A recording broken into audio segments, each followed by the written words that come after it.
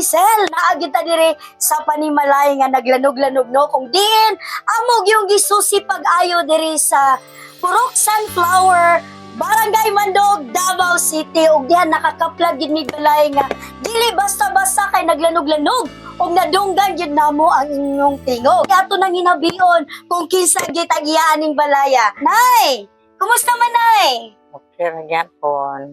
Kumusta ang adlaw nato nay? Okay kayong adlaw. Kumusta Kay- imong may gibati nga kami naabot jud ang DXDC diro sa imong panimalay nay? Nag-expect ba ka? Wala jud. Nalipay kay akong stroke na nalipay abi niya usa na ni. Abi niya unsa man si tatay na shock pod. Siyak pud siya unsa man ni. Pero nakadungog mo sa DXDC nay.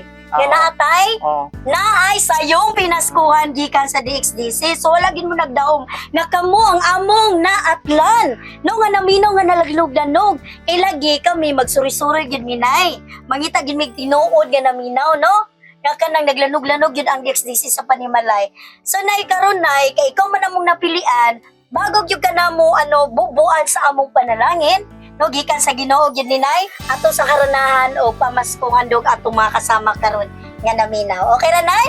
Okay ra po. Ready na ba ka sa imong giandang? Pila na mo katuig jud naminaw sa DXDC nay? Dugay na oy. Ako mabantayan karaan gyud Kisa man to?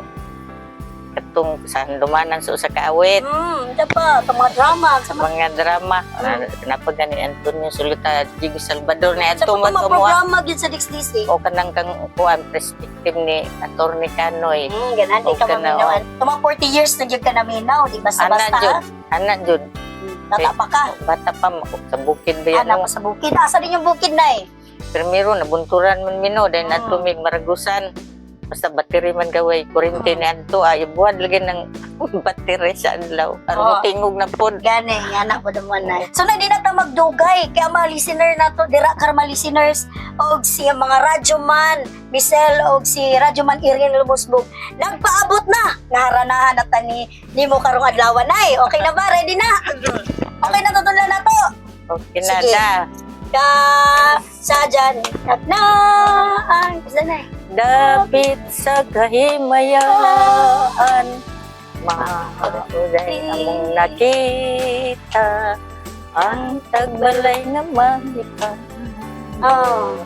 Pulahan o pulahan, ang tagbalay nagiawitan, awit halando sa tanang Pasko, pagmalipayon.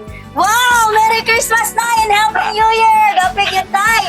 Merry Christmas! Advance kayo mga hatag o pinaskuhan ng DXDC, no? So, dili na nato dugayon kay nabugatan na si Radyoman Ryan Aligado sa iyang dalang brand new radio set! Ito na! Radyoman Ryan! Ang brand yung Salamat. radio. Nanateresirba o madaot na. Di yung kagadaot-daot na yung radyo. Oh, gipasulda gyud na namo. Kay katong Pasulda na. pag brand out ba di na siya mutingog. So karon wala na isulda mahitabo ka na kay brand new radio night. Wow, Ato nang ibubo ang isa ka planggana grocery Radyoman Ryan Aligado ipasa na. Ay, ang grocery item. Salamat sa bonus. Kasi kayo ni mo na Daghan kayong salamat. Sa- Napilian gyud ni si Mr. and Mrs. Tapdasan. Yes, Tapdasan family kay solid listener. Kay Radyoman Michelle, Tapdasan family giday ni sila. Ang permintig yun, nagapaminaw solid listener si tatay. No, si tatay Luciano Tapdasan po. Siya gyud ang kanang dili gyud mabulag ang radyo o dili mahimutang kung dili mapaandar og sayo. Noon sa oras na nagapaandar si tatay.